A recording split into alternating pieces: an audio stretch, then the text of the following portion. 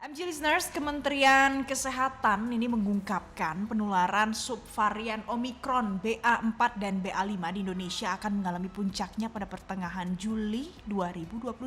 Nah, sekarang sudah memasuki awal Juli ya. Dan Menteri Kesehatan Budi Gunadi Sadikin memprediksi jika berkaca dari Afrika Selatan tempat varian itu ditemukan pertama kali, puncak penularan BA4 dan BA5 ini akan terjadi di minggu kedua dan ketiga di bulan Juli 2022 ini. Budi Gunadi juga tidak menampik dua subvarian tersebut menyebabkan kenaikan kasus positif COVID-19 di Indonesia, bahkan di dunia. Menilik dari data penularan di Afrika Selatan, kasus Omikron BA4 dan BA5 di kisaran 30% puncak Omikron saat ini. Maka jika puncak kasus Omikron mencapai 58.000 kasus, estimasi dua varian baru ini adalah berarti sekitar 17.400 kasus. Kita akan dengarkan keterangan selengkapnya dari Menteri Kesehatan Budi Gunadi Sadikin. Ini akan naik, tapi naiknya sampai sekarang belum mengkhawatirkan, sehingga kita tidak perlu panik, tapi harus tetap waspada. Ya, karena kita nggak tahu kan perilakunya mungkin bisa berubah. Kan? Kita jangan panik, kita hadapi kenaikan ini, tetap waspada. Kalau kita lihat di negara-negara lain harusnya itu still manageable. Masyarakat mesti apa? Ya, saya pesan ke masyarakat, nomor satu, booster secepat-cepatnya. Karena udah terbukti dengan adanya booster, daya tahan kita lebih baik. Tidak akan menghalangi kita kena, enggak. Tapi kalau kena, ya pilek-pilek sedikit, nggak usah ke rumah sakit, sembuh sendiri. Nah, sementara itu MG Listeners, Ikatan Dokter Indonesia menyarankan masyarakat untuk tetap memakai masker di dalam dan juga di luar ruangan. Ikatan Dokter Indonesia juga sudah meminta pemerintah untuk melakukan pengetatan kembali protokol kesehatan. Meski subvarian COVID-19 ini tidak berbahaya, IDI berharap masyarakat jauh lebih peduli terhadap kesehatan diri sendiri dan juga kalangan luas. Kita akan dengarkan apa yang disampaikan oleh Ketua Umum PBID, Dr. Adip Kumaydi berikut ini. Pers sebelumnya juga bahwa kami dari IDI menyarankan untuk yang berkaitan dengan masker, walaupun di dalam ruangan kita juga masih harus tetap menggunakan masker, karena ini ada kecenderungan peningkatan kasus gitu. Di luar, kalau di luar Pak? Sama, di dalam, di luar tetap harus memakai masker. Nah, MG Listeners, lalu bagaimana masyarakat ini mencegah kenaikan kembali kasus COVID-19 supaya kejadian awal pandemi ini tidak terulang lagi karena bisa merugikan semua pihak. Apakah vaksin keempat memang menjadi solusi? Saat ini saya sudah tergabung dengan Jubir Satgas COVID-19 PBID Dr. Erlina Burhan. Selamat pagi Dr. Erlina, salam sehat.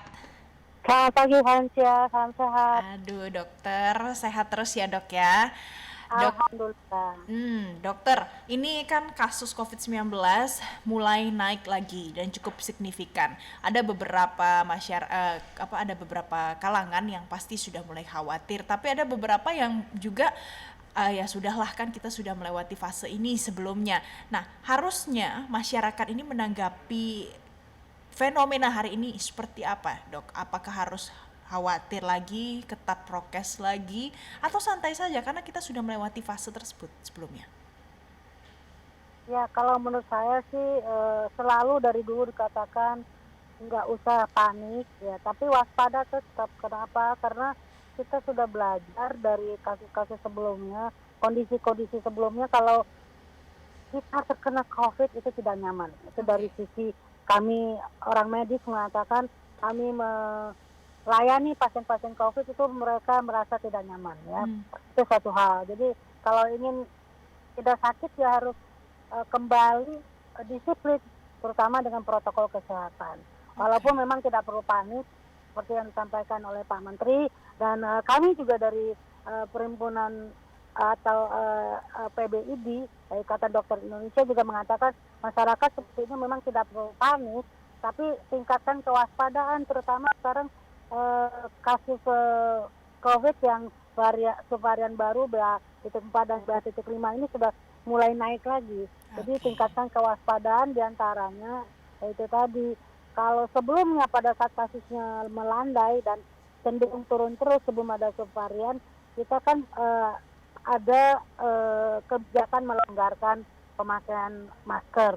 ya, which is menurut kami itu wajar karena memang kondisinya seperti itu. Tapi begitu kondisi berubah ya kita berubah lagi.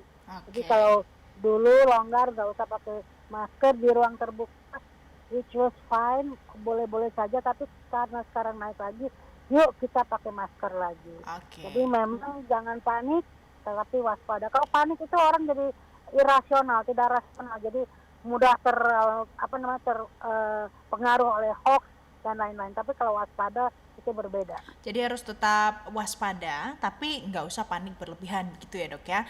Betul. Dokter, ada juga perbincangan di sosial media, di pertemuan sehari-hari dengan teman-teman, keluarga. Pasti saja ada yang bilang, subvarian Omikron BA4 dan BA5 ini mungkin lebih ringan kali gejalanya dibandingkan Delta, ataupun penularannya mungkin tidak secepat yang sebelumnya pada saat Delta dan Omikron.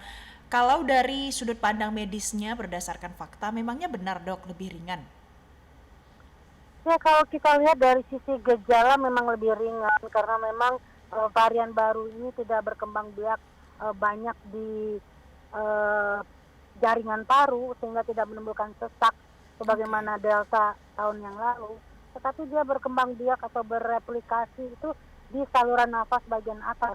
Makanya gejalanya pilek, batuk, nyeri tenggorok, dan bahkan sakit kepala. Tetapi memang dibandingkan dengan sesak yaitu ringan, namun tidak nyaman. Oke, jadi Ya, memang kalau Anda merasa hidung tersumbat atau nyeri tenggorok, itu kan nggak nyaman. Oke. Ya, tapi kalau dibandingkan dengan Delta, memang lebih ringan karena Delta itu sesak, orang butuh oksigen. Ingat ya dulu orang antri oksigen di IGD bahkan kemudian tidak tertolong. Oke. Kalau dibandingkan dengan itu memang lebih ringan, tapi secara teori subvarian baru ini justru lebih mudah menular dibandingkan dengan Delta. Oke. Nah, kalau mudah menular mestinya sudah banyak orang yang terinfeksi, namun itu tadi orang sudah banyak yang divaksin kan. Jadi kalaupun terinfeksi gejalanya lebih ringan lagi, bahkan tidak bergejala.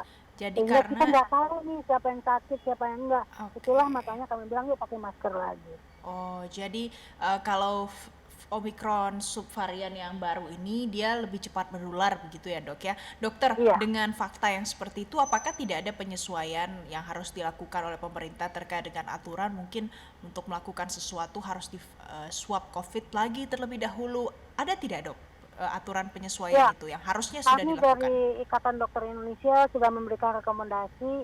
Kami minta kepada pemerintah untuk menggalakkan kembali memakai masker walaupun di ruang terbuka. Satu, kedua meningkatkan cakupan booster. Karena terbukti memang vaksinasi itu bermanfaat, mencegah penyakit jangan menjadi lebih berat, jangan sampai dirawat, begitu. Jadi karena kondisi saat ini untuk vaksin yang primer memang sudah oke, sudah di atas 82%, tetapi yang booster masih 27% dan ini masih rendah. Nah, Jadi menurut kami sebaiknya pemerintah juga melakukan upaya-upaya supaya meningkatkan booster. jadi Apalagi booster ini vaksin kan ditanggung pemerintah kan. Oke. Vaksin booster ketiga saja masih sekitarannya 20% begitu ya dok ya. Harusnya berapa? 27%. Harusnya berapa dok? Sudah bisa tercapainya dengan fenomena hari ini ada subvarian Omikron BA4 dan BA5. Ya seharusnya kan sampai 70%. Oke. Bahkan ada juga yang sekarang bergulir di kalangan masyarakat harusnya itu sudah ada vaksin keempat untuk beberapa kalangan yang prioritas. Menurut dokter perlu tidak?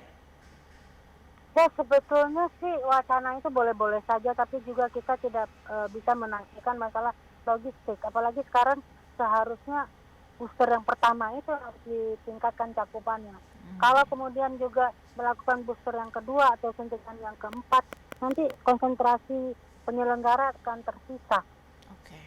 akan terbelah maksudnya begitu ya. Jadi menurut saya sih lebih baik fokus ke booster yang pertama dulu. Oke, jadi harus fokus ke booster yang pertama. Kalaupun ini akan diselenggarakan untuk booster yang kedua, minimal ada batasnya dulu lah sampai booster 1 mungkin mencapai 50% gitu ya. Dokter, kalau ada yang mungkin sudah vaksin booster tapi sudah lewat jangka waktunya dari 6 bulan misalnya gitu. Apakah mungkin efektivitas vaksinnya akan menurun, mungkin daya tahan tubuhnya akan berpengaruh? Kalau dari ilmu kedokterannya seperti apa, Dok? Ya, yang kita tahu data sekarang menunjukkan kalau 6 bulan setelah vaksinasi yang primer atau suntikan yang kedua, itu titer antibodinya akan berkurang atau menurun. Oke.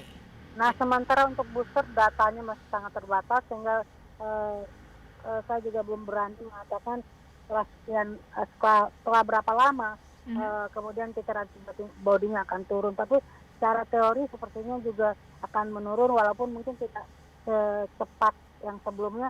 Namun yang perlu diingat adalah bahwa vaksinasi itu baik yang primer maupun yang booster tidak bisa berdiri sendiri. Oke. Tetap harus ditandemi, didampingi atau diikuti dengan protokol kesehatan dan juga menjaga diri kita supaya imun kita baik. Oke. Meningkatkan imunitas itu bukan hanya dengan vaksin, tetapi juga dengan perilaku hidup bersih dan sehat. Baik. Jadi mudah-mudahan masyarakat kita tidak hanya menggantungkan harapan ke vaksinasi saja gitu ya, Dok ya, tapi juga Ya, sadar betul kalau kita memang harus menerapkan protokol kesehatan, dan mudah-mudahan ya, Dok, masih ada nanti penyesuaian lebih lanjut lagi terkait dengan kebijakan pemerintah menyesuaikan dengan bagaimana perkembangan COVID di Indonesia, begitu ya, Dokter ya? Ya, jadi mudah-mudahan kalau boosternya meningkat, masyarakat kembali memakai masker dan mulai lagi mengimplementasikan perilaku hidup bersih dan sehat, mudah-mudahan sih angka penularannya akan Bisa terkendali. terkendalikan. Baik, terima kasih Dr. Erlina, Jubir Satgas COVID-19 PBID sudah bergabung bersama kami di MG Radio, sudah memberikan informasi dan juga perspektif bagaimana kita harusnya bersikap di tengah pandemi COVID-19 subvarian Omikron BA4, BA5 ini ternyata merebak lagi di Indonesia. Terima kasih Dr. Erlina.